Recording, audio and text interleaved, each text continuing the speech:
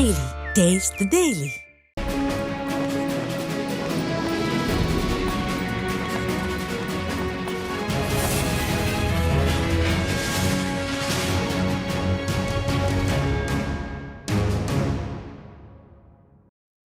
மதுரை மாவட்டம் சமயநல்லூரில் அதிமுக சார்பில் 9 பேர் கொண்ட புதிய வாக்குச்சாவடி முகவர்கள் கலந்து கொண்ட திண்ணை பிரச்சாரம் அதிமுக சார்பில் நடைபெற்றது. இதில் முன்னாள் அமைச்சரும் எதிர்க்கட்சி துணைத் தலைவருமான RB உதயகுமார் கலந்து கொண்டு நிர்வாகிகளுக்கு ஆலோசனைகளை வழங்கினார்.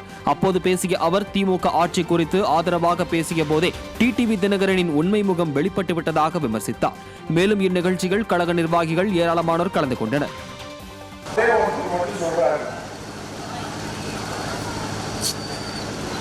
திமுக நல்லா ஆட்சி பண்றாங்க, நடுநிலையோடு ஆட்சி பண்றாங்க. அதோட சொல்லிட்டு ஏதாவது அவர் சன்மானத்தை வாங்கிட்டு போக அதை பத்தி எங்களுக்கு கவலை இல்லை. ஆனா அப்படி சொல்லிவிட்டு நீங்க அதிமுக குறித்து கருத்து சொல்வதை எந்த தொண்டரும் எந்த தமிழ்நாட்டு மக்களும் ஏற்றுக்கொள்ள மாட்டாங்க. எப்போது திமுகவுடைய கட்சியினுடைய முதலமைச்சராக ஸ்டாலின் அவர்களை பாராட்டி புகழ்ந்து பேசிவிட்டு அதற்கு பிறகு அதிமுகவை பற்றி கருத்து சொல்வதற்கு உங்களுக்கு என்ன தகுதி இருக்கிறது, என்ன யோகியதை இருக்கிறது, என்ன அருகதை இருக்கிறது என்று தமிழ்நாட்டு மக்கள் கேள்வி கேட்கிறார். அந்த கேள்வியை பற்றிலாம் அவருக்கு கவலை இல்லை. அவர் எதை பற்றியும் கவலைப்பட மாட்டார். ஆனால் உண்மை முகம் இன்றைக்கு வெட்ட வெளிச்சமாகி இருக்கிறது.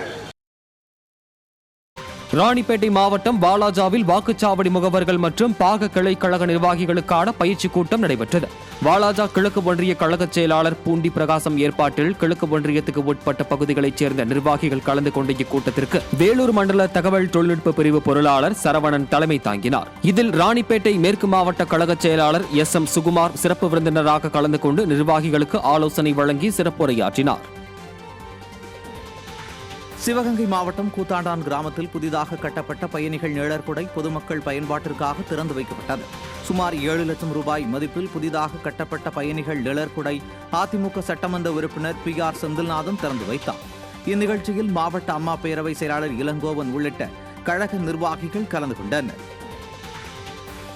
சுதந்திர போராட்ட வீரர் துப்பாக்கி கவுண்டரின் 224வது நினைவு நாளை ஒட்டி சிவகங்கையில் உள்ள அவரது திருவுருவச் சிலைக்கு அதிமுக சார்பில் மரியாதை செலுத்தப்பட்டது. சட்டமன்ற உறுப்பினர் PR செந்தில்நாதன் துப்பாக்கி கவுண்டரின் திருவுருவச் சிலைக்கு மாலை அணிவித்து மரியாதை செய்தார். இந்த நிகழ்ச்சியில் கழக நிர்வாகிகள் பலரும் உடன் இருந்தனர்.